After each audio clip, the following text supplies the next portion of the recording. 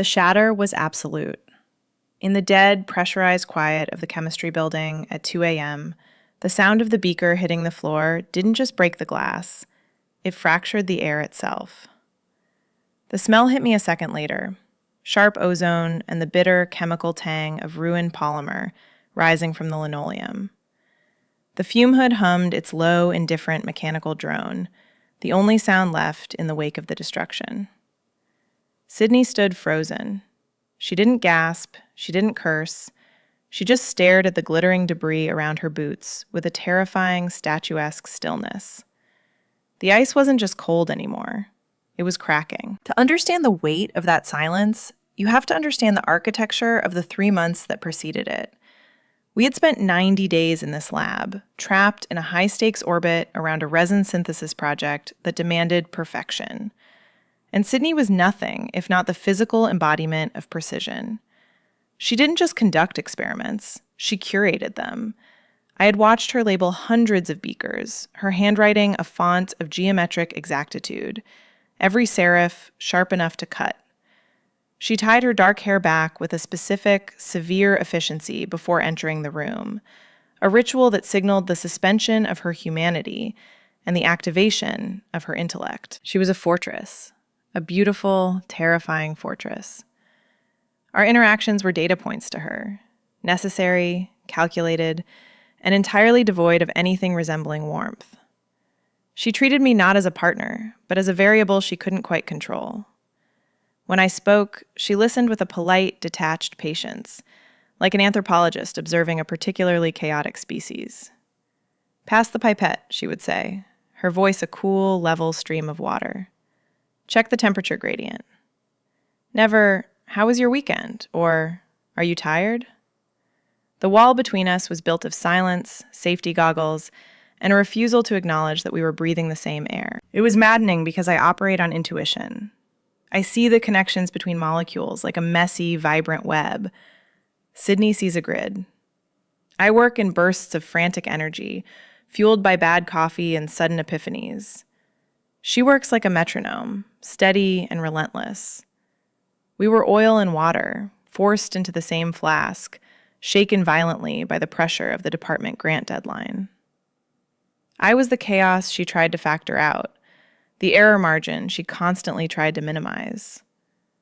I'd catch her watching me sometimes when I was measuring out reagents with a little less reverence than she preferred, her jaw tight, her eyes narrowing behind her safety glasses. It wasn't judgment exactly.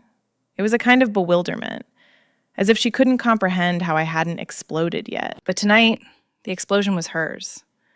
The synthesis we were attempting was volatile, a delicate chain reaction that required absolute stability for the crystallization phase. We had been awake for 19 hours. The air in the lab had grown stale, recycled too many times, heavy with the heat of the equipment and the unspoken friction of our proximity. I had been at the spectrometer, humming a tune I didn't realize I was humming, when I heard the sharp intake of breath behind me, followed immediately by the crash. Now, watching her stand amidst the wreckage of 3 months of work, the dynamic shifted. The silence of the lab usually felt sterile, safe in its emptiness. But tonight, the air felt insufficient, too thin to hold the weight of what had just happened. The fluorescent lights, usually so clinical and objective, seemed to buzz with a harsh, interrogating glare. Sydney wasn't moving. Her hands, usually so steady they could perform microsurgery, were clenched at her sides. The wall wasn't just a barrier anymore. It was a dam holding back a reservoir of exhaustion and panic that I hadn't even known existed. I looked at the shattered glass, then at her rigid back. The distance between us, usually measured in professional courtesy and lab bench width, suddenly felt dangerous. This wasn't just a failed experiment. This was a breach in the hull. The perfect, hermetically sealed world she had built was leaking, and for the first time, I wasn't just the messy lab partner she tolerated. I was the only witness to her imperfection. The air charged, heavy with the scent of failure and the sudden, undeniable reality of her vulnerability. I stepped away from the spectrometer, my shoes squeaking softly on the floor, a sound that seemed deafening in the quiet. I moved toward her, crossing the invisible line she had drawn on the first day, stepping into the blast radius of her unraveling control. The shards scattered across the linoleum represented something far more volatile than the chemical compound we had been trying to stabilize. That polymer was the cornerstone of the department's grant renewal, a deadline that was currently hovering over us like a guillotine blade, exactly 46 hours away. In the brutal calculus of academic chemistry, 46 hours is nothing. It is a blink. It is certainly not enough time to resynthesize a base, purify it, and coax it into the delicate crystal structure required for the final analysis. We had just watched 3 weeks of sleepless nights and skipped meals evaporate into a toxic cloud near our feet. The reality of it settled in my chest, heavy and cold. This wasn't just a setback. It was a catastrophe that threatened to defund the very bench we were standing at. I looked at the clock on the wall. Its second hand swept forward with a jerky, mocking rhythm, slicing away the remaining time we didn't have. My own body felt the impact of the crash as a physical blow. My eyes burned, a dry, gritty ache from staring at monitors and fluid levels for too long without blinking. The latex of my gloves felt like a second, suffocating skin, clinging to hands that were suddenly damp with a sympathetic sweat. The lab, usually a place of infinite possibility, suddenly felt like a cage. The hum of the ventilation system, which usually faded into white noise, now roared in my ears, a constant reminder of the air we were wasting, the electricity we were burning, the time that was running out. Sydney moved first. It was a mechanical, jerky motion, born of shock rather than intent. She knelt on the hard floor, her knees cracking audibly in the silence.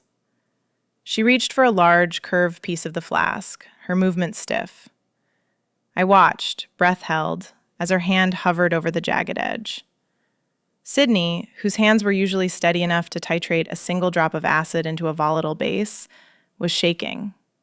It wasn't a subtle tremor. It was a violent, rhythmic vibration that traveled from her wrist to her fingertips. Her body was betraying her. The precision she wore like armor had shattered along with the glass, leaving her exposed and terrifyingly human. She tried to grip the shard, but her fingers wouldn't cooperate. They fluttered uselessly, dangerously close to the razor-sharp edge. I couldn't watch it. The sight of her struggling, this woman who commanded the lab like a queen, twisted something painful in my gut. I moved before I made the conscious decision to do so. The distance between us collapsed. I stepped into her personal space, a zone she usually guarded with the ferocity of a border patrol agent. I reached down, my hand closing over her wrist.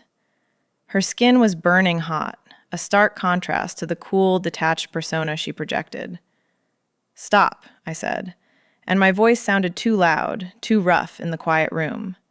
"You're going to cut yourself." I didn't wait for her permission. I gently pulled her hand back, guiding her up and away from the wreckage.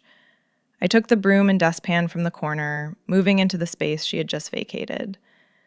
As I swept, I was standing close enough to feel the heat radiating off her, close enough to hear the ragged, uneven catch of her breath. And then I smelled it. Beneath the acrid bite of the spilled chemicals and the sterile, rubbing alcohol scent of the lab, there was something else. Eucalyptus. It was her shampoo, clean, sharp, and startlingly organic. It was a scent of living things, of forests and rain, completely out of place in this world of synthetic polymers and fluorescent hum. That scent broke me. It stripped away the last layer of professional distance. I wasn't looking at my lab partner anymore. I was standing next to a woman who was falling apart. I paused, the broom still in my hand, and looked at her. She wasn't looking at the floor. She was looking at me. Her eyes, usually narrowed in calculation behind her safety glasses, were wide and dark. The walls were down. She didn't look at me like a subordinate she had to tolerate or a variable she had to control. She looked at me like I was the only solid thing in a world that had suddenly turned liquid. The dynamic in the room fractured, the hierarchy dissolving into the ozone-heavy air. We weren't scientists right then. We were just two people trapped in a shrinking room. And for the first time, she needed me. The lights overhead gave a sudden, spasmodic flicker. dipping into a sickly yellow before buzzing back to full brightness. It was the building's passive-aggressive way of telling us that our time was up. The HVAC system groaned, shifting gears for the nightly purge cycle, and somewhere down the hall, I heard the heavy, rhythmic thud of the industrial floor polisher starting its rounds. The university's mandatory maintenance schedule was the one force of nature even Sydney couldn't negotiate with. In 45 minutes, the custodial team would sweep through, and the building would lock down for the deep clean. We were being evicted from the scene of the crime. "We can't stay here," I said, the words hanging in the space between us. It wasn't a suggestion, it was a diagnosis. The lab, once our cockpit, was now just a room full of broken glass and bad air. Sydney looked up from the dustpan, her eyes tracking the flicker of the lights. The panic was receding, replaced by that familiar, terrifying, gears-turning calculation. She was running the numbers. The sample was gone, yes, but the data from the initial reaction was still sitting on the hard drive. If we could extrapolate the crystallization rate, if we could build a theoretical model that proved the synthesis was viable even without the physical sample, we might still have a case for the grant committee. It was a long shot, a desperate Hail Mary pass of pure mathematics. But it was the only play we had left. "We need a terminal," she said, her voice steadying, though the tremor in her hands hadn't fully subsided. "We need to run the simulation. The library is closed. And the undergrad lab is a zoo," I added. We stood there, the silence stretching, heavy with the unasked question. Where do two people go at 2:30 a.m. when they need to perform miracles? I ran a mental inventory of my apartment. It was a kaleidoscope of chaos. A roommate who practiced the cello at ungodly hours, a sink full of dishes that defied the laws of physics, and a Wi-Fi connection that was temperamental at best. It was a place for living, not for the surgical precision we needed right now. Bringing Sydney there would be like trying to perform open-heart surgery in a mosh pit. "My place is out," I said, cutting off the thought before it could even form fully. "Unless you work best to the sound of the swan played badly on repeat." Sydney hesitated. I watched the war play out on her face. To invite me into her space was to violate the prime directive of our partnership. Her apartment was the backstage area, the control room, the place where she presumably unzipped the human suit and recharged. Letting me in meant admitting that the boundaries had already failed. It meant acknowledging that we were no longer just colleagues dealing with a crisis, but conspirators. "My apartment," she said. The words came out clipped, reluctant, as if she were coughing up a secret she had swallowed. "It's quiet. The internet is stable. We can focus." She didn't look at me when she said it. She looked at the door, as if already measuring the escape route. "Okay," I said, keeping my voice low, trying not to spook the sudden, fragile trust. "Lead the way." Leaving the building felt like an escape. We pushed through the heavy double doors and spilled out into the night. The cold was a physical shock, a sharp, biting wind that stripped the chemical smell from our clothes and woke the nerves in my skin. The campus was a ghost town, the brutalist concrete structures looming silent and gray against the black sky. The only sound was the crunch of our boots on the frost-dusted pavement and the distant, lonely wail of a siren somewhere in the city. We walked without speaking, but the silence was different now. In the lab, the silence was a wall. Out here, in the dark, it was a tether. We fell into step beside each other, a rhythmic marching cadence born of 3 months of working side by side. I was hyper-aware of the distance between us, or the lack of it. Usually, Sydney walked with a brisk, solitary purpose, 10 paces ahead, cutting through the air like a prow. Tonight, she walked beside me. Her shoulder brushed mine once, a fleeting, accidental contact that she didn't apologize for. I watched her profile in the streetlights. She had pulled her coat tight, the collar turned up against the wind, burying the lower half of her face. She looked smaller out here, stripped of the lab coat and the authority of the bench. She looked like someone who was cold and tired, and perhaps a little afraid of what was happening. The walk was short, maybe 10 minutes, but it felt like a crossing. We were moving from the neutral ground of the university into the uncharted territory of her private life. The gravity was shifting. The professional distance was evaporating in the cold air, leaving something raw and undefined in its place. We reached a brownstone on the edge of campus, a building that looked too dignified for student housing. She stopped at the heavy oak door, fishing for her keys. Her hand was still shaking, just a little. She fumbled with the lock, the metal scratching against the plate. I resisted the urge to help her. I stood back, waiting, letting her control the breach. She turned the key, the tumbler clicking over with a heavy, decisive sound. She pushed the door open and looked back at me. It wasn't a welcoming look, exactly. It was a challenge. "You wanted in," her eyes seemed to say. "Here we are." "Shoes off," she murmured, stepping across the threshold. I followed her in, the door closing behind us, shutting out the wind and the world. The lock clicked shut, sealing us inside. The air here was still and warm, and as I stepped onto the hardwood of her hallway, I felt the distinct, undeniable sensation of a line being crossed. We weren't partners anymore. We were guests in each other's reality. Her apartment was a mirror image of her mind, meticulous, curated, and intimidatingly coherent.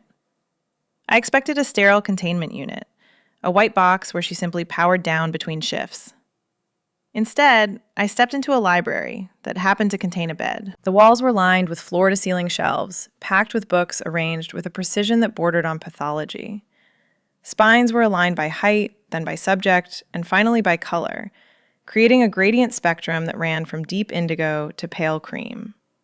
It was beautiful, but it was the beauty of a museum, a place where you were afraid to breathe too loudly. But then, I saw the cracks in the curation. A knitted throw blanket, the color of bruised plums, was heaped carelessly on the arm of a leather chair. A mug sat on a coaster, half full, a tea bag tag hanging limply over the side.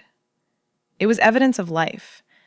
It was the first proof I had that Sydney existed outside the parameters of the experiment, that she allowed herself comfort in the privacy of the dark. The light was the most jarring shift. I had spent 3 months seeing her only under the harsh glare of the lab fluorescence, which washed everyone out to a pale, sickly gray. Here, she flipped a switch, and the room filled with a low, amber warmth. Lamps with heavy fabric shades cast soft, golden pools of light that deepened the shadows and softened the hard lines of her face. The air didn't smell like ozone or ethanol. It smelled of vanilla, dried tea leaves, and the dust of old paper. It was a scent that felt private, enclosed, a stark departure from the ventilation of the science block. I felt like an intruder, but not an unwanted one. I felt like I had walked into the center of a geode, rough and stony on the outside, but lined with something unexpectedly crystalline and warm on the inside. "Coffee," she stated, moving into the kitchenette. It wasn't a question. It was a necessity. I watched her from the doorway, feeling too big for the space, afraid that if I moved too suddenly, I might knock over a stack of journals or disturb the carefully calibrated feng shui. She moved with that familiar efficiency, filling the kettle, grinding beans. The noise of the grinder was startlingly loud, a domestic roar in the quiet night. Then she turned, leaning her hip against the counter, a posture so casual it felt illicit. "How do you take it?" she asked. The question hung in the air. In the lab, coffee was fuel, consumed black and lukewarm from a thermos. We never discussed preference. Now, she was offering to customize the experience. "Black," I said, 2 sugars. She nodded, a small, private notation, and turned back to the mugs, the spoon clinking softly against the ceramic. As the water boiled, the dismantling began. It was a slow, unconscious shedding of the armor she wore like a second skin. First, the structured blazer came off, draped over the back of a chair. Beneath it, she wore a simple silk camisole, the fabric fluid and soft, exposing the sharp line of her collarbone and the pale skin of her arms. I stared, then quickly looked away, feeling like a voyeur. Then she reached up and pulled the pins from her hair.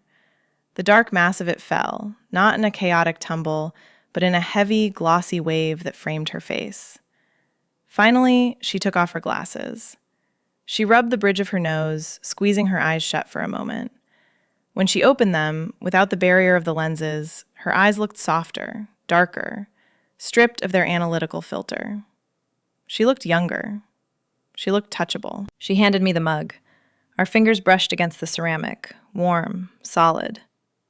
"Let's salvage this," she said, but her voice had lost its command deck edge. It was lower, raspy with fatigue. We moved to the living room floor. The table was for dining, the floor was for strategy. We spread the papers out on the rug, the white sheets glowing in the amber light. The conversation shifted gears immediately. It wasn't the clipped, binary exchange of the lab. It was fluid. We were finishing each other's sentences, overlapping ideas, the hierarchy dissolving into the weave of the rug. The work was the reason we were there, ostensibly. But as I watched the firelight catch the gold in her eyes, I knew the synthesis was just the excuse. The proximity, the simple, terrifying fact of being this close to her in the dark, was the new reality we were testing. The geography of the room had shifted entirely. What started as a strategic operations center on her Persian rug had devolved into a sprawling, papier-mâché landscape of our collective exhaustion. We were sitting cross-legged on the floor, surrounded by the physical debris of our mental marathon. Graph paper, open textbooks, and a constellation of sticky notes that had lost their adhesion hours ago. The wall that Sydney had so meticulously maintained for 90 days was no longer a fortress. It was just a pile of notes on the floor between us, easily stepped over. It was 3:15 a.m. We had reached that specific, dangerous hour where exhaustion loops back around and becomes a giddy, vibrating delirium. The strict, linear logic of chemistry was beginning to fray at the edges. I was staring at a complex molecular diagram on my screen, a twisted lattice of carbon and hydrogen that was supposed to represent our salvation. But my brain refused to process the bond angles. Instead, it offered a hallucination. "You know," I said, my voice cracking the quiet, "if you squint, this polymer chain looks exactly like a cat that's been run over by a lawnmower." I waited for the reprimand. I waited for the lecture on maintaining professional focus, or a reminder of the ticking clock. Instead, there was a beat of silence, followed by a sound I had never heard before. It started as a huff of air, and then broke open into a genuine, startled laugh. It wasn't the polite, closed-mouth smile she used for faculty mixers. It was a bright, jagged sound, unpracticed and entirely disarming. She covered her mouth with the back of her hand, her shoulders shaking, her eyes crinkling at the corners behind the absence of her glasses. "That is," she choked out, trying to regain her composure, "completely scientifically inaccurate, and unfortunately true." The sound of her laughter was like a permission slip. The tension in my chest, the knot that had been pulled tight since the glass shattered in the lab, finally loosened. "I knew it," I teased, leaning back on my hands, feeling bold in the amber light. "I knew there was a human being under the lab coat. I bet you don't even dream in equations. I bet you dream about chaos or unorganized sock drawers." "My sock drawer is color-coded by gradient," she shot back, without missing a beat, a smirk playing on her lips. "And my dreams are extremely efficient, thank you very much." "Of course they are," I laughed. "God forbid a stray variable enters the subconscious." "Speaking of variables," she said, her tone shifting from defensive to instructional, though the smile remained. She reached out, her hand bypassing the papers and landing squarely between my shoulder blades. "Your posture is atrocious. You're going to have the spine of a shrimp by the time we graduate." She pushed, a firm, corrective pressure meant to straighten me up. I obeyed, my spine snapping straight, but she didn't pull her hand away immediately. Her fingers lingered against the cotton of my shirt, the heat of her palm seeping through to my skin. It was a touch that lasted perhaps 2 seconds too long to be purely ergonomic. It was grounding. It was possessive. The air in the room seemed to thicken, the molecules slowing down, charged with a sudden, static awareness. She cleared her throat and pulled her hand back, gesturing at my laptop screen. "Check the enthalpy value on the third step. I think you missed a negative sign." "I did not," I argued, feigning indignation to cover the sudden flutter in my pulse. "My math is impeccable." "Your math is intuitive," she countered, leaning in. Which is a polite way of saying, it's a guess. She moved into my space to point at the screen. She didn't just lean, she invaded. Her cheek was inches from mine, close enough that I could see the fine texture of her skin and the dark sweep of her eyelashes. The scent of eucalyptus and vanilla washed over me again, stronger this time, mixed with the warmth of her body. I froze, my eyes darting from the glowing numbers on the screen to the curve of her jawline. She was tracing the formula with her finger, murmuring calculations under her breath, completely, seemingly unaware that she was dismantling my entire nervous system. "See?" she whispered, tapping the screen. "Right there. You inverted the slope." I turned my head. She was right there. If she turned an inch, our noses would brush. The playful energy that had filled the room evaporated, replaced by a heavy, magnetic pull that felt inevitable.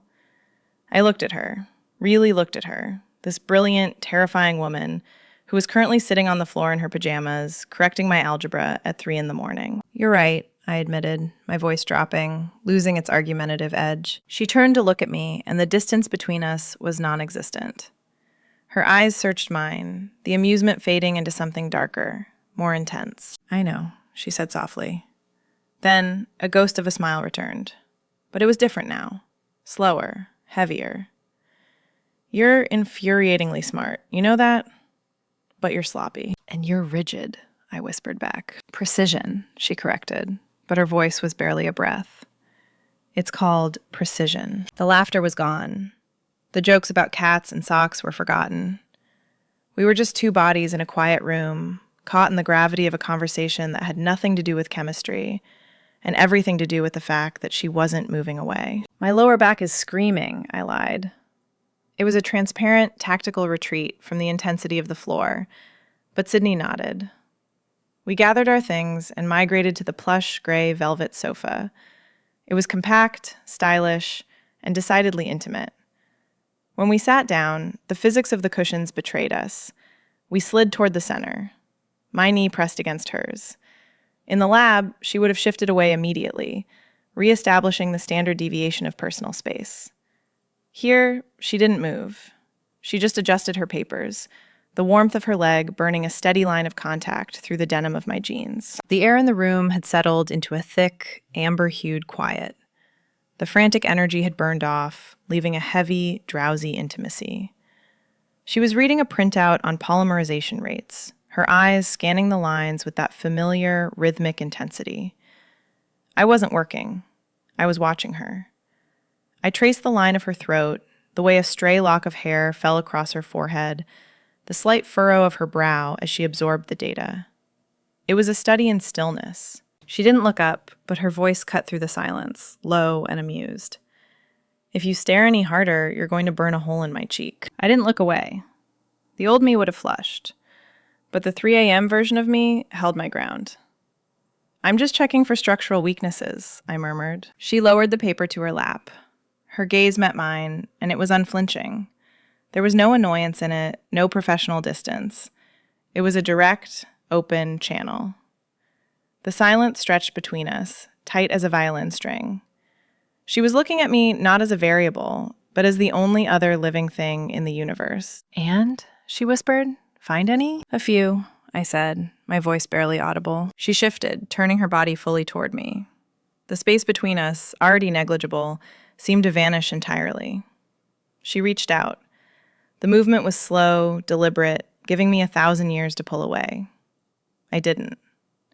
Her hand came up, cool and steady, and her fingers brushed against my temple. She caught a loose strand of hair that had fallen into my eyes and tucked it behind my ear.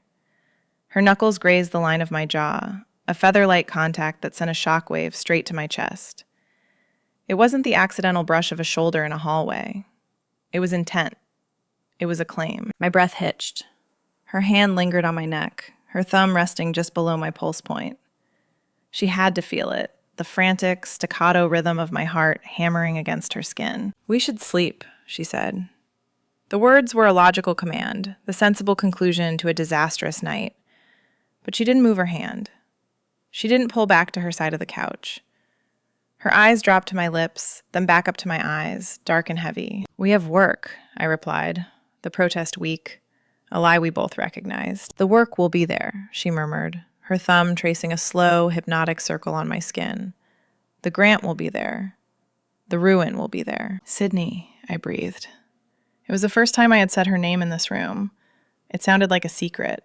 She sighed, a sound of surrender that seemed to deflate the last of her resistance.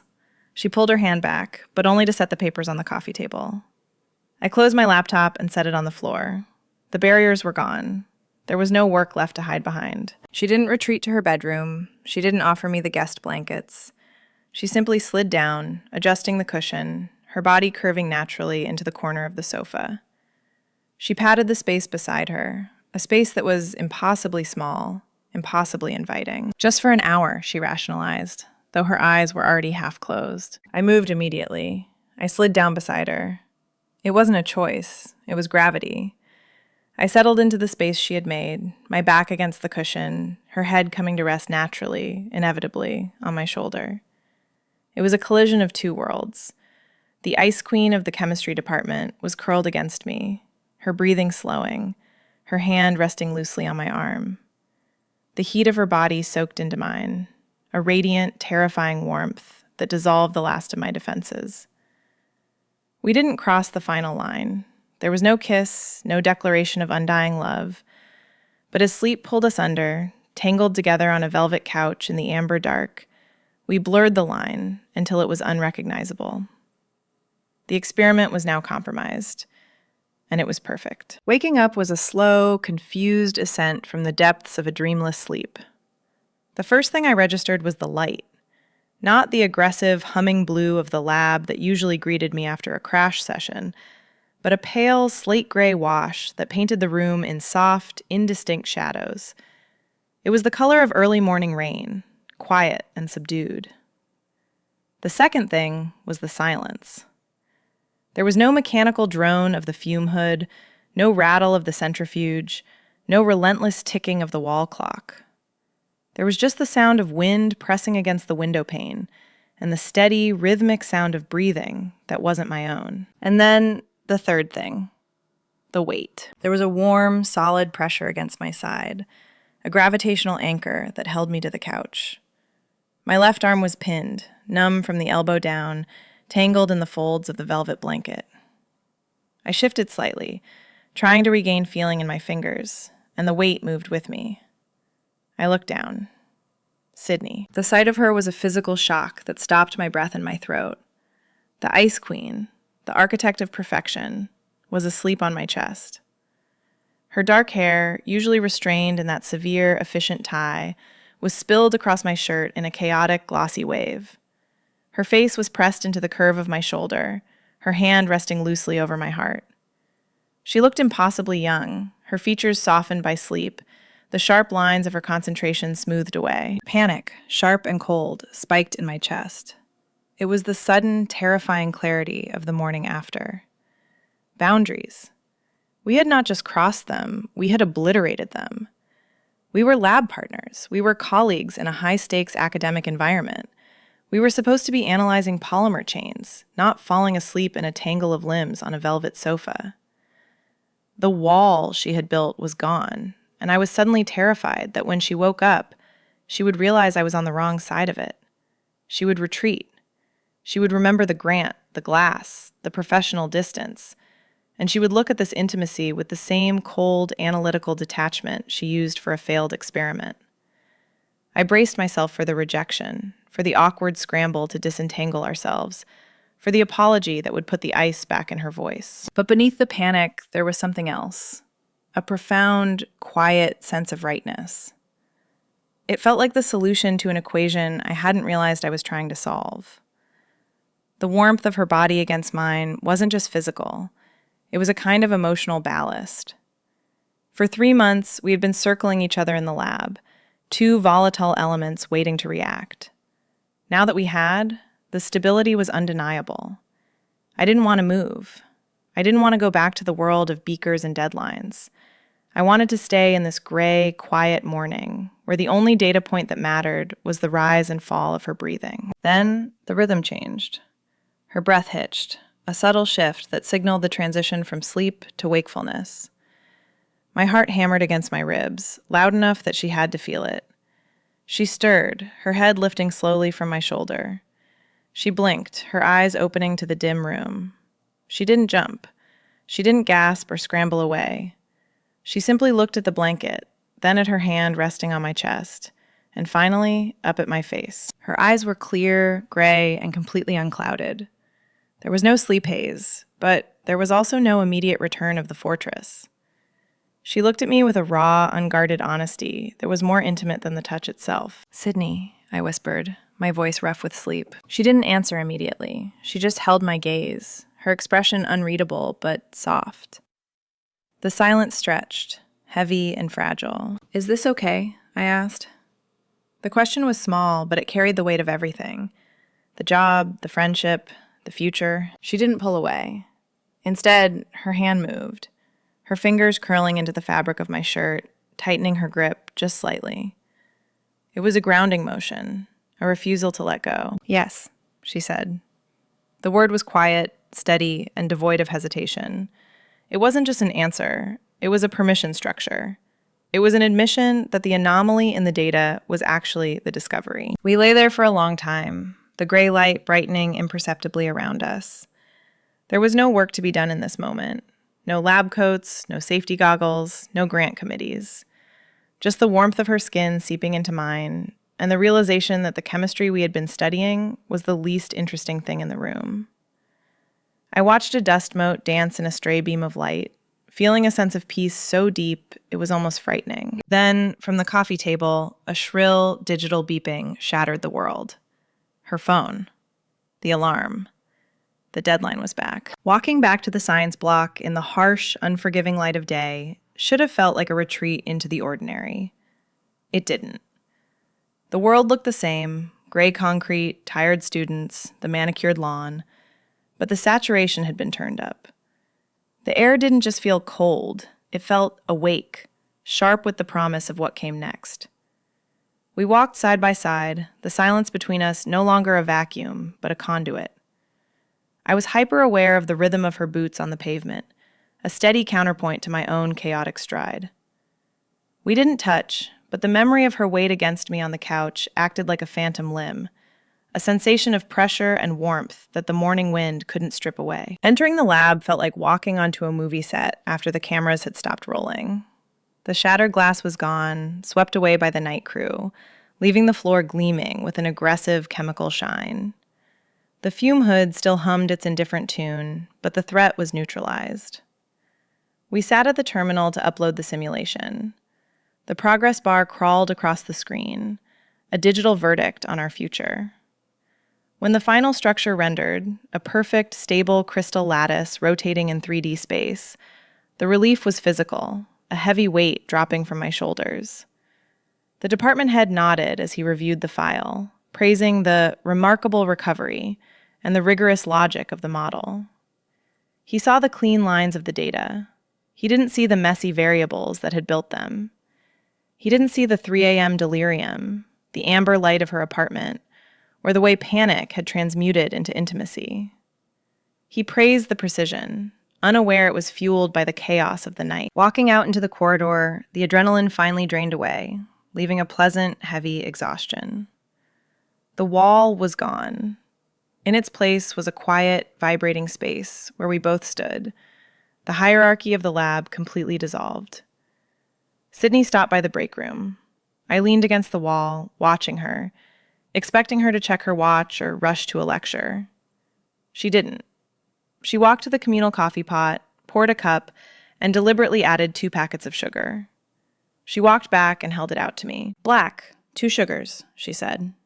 Her voice was steady, but her eyes were dancing with a private amusement. I took the cup, our fingers brushing against the cardboard sleeve. The heat transferred instantly.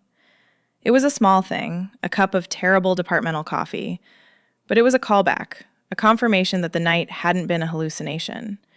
She had cataloged me, not as a nuisance, but as a preference she intended to remember. "The grant is safe," I said, taking a sip. It tasted like burnt beans and victory. "So, I guess the partnership is dissolved. Project complete." Sydney adjusted her bag on her shoulder. She looked at me, and for a second, I saw the Ice Queen flicker. Not the coldness, but the power. She stepped closer, invading my personal space in the middle of the busy hallway, unflinching. "The grant covers a 2-year research cycle," she corrected softly. We have a lot of late nights ahead of us. Is that a hypothesis? I asked, a smile tugging at the corner of my mouth. It's a projection, she countered. She turned to walk away, then paused, looking back over her shoulder. The morning light caught the curve of her jaw, the same jaw I had watched soften in sleep just hours ago. Same time next week? For the data review? I'll bring the chaos, I promised. She smiled, a real, unguarded expression that transformed her face. I'll leave the door unlocked. She turned the corner, the click of her heels fading into the hum of the building, but the invitation hung in the air long after she was gone. We had broken every protocol in the lab manual to find a reaction more volatile and essential than any element on the periodic table. If you want to see how the experiment continues, subscribe for more stories. Check out the next video for another confession from the dark.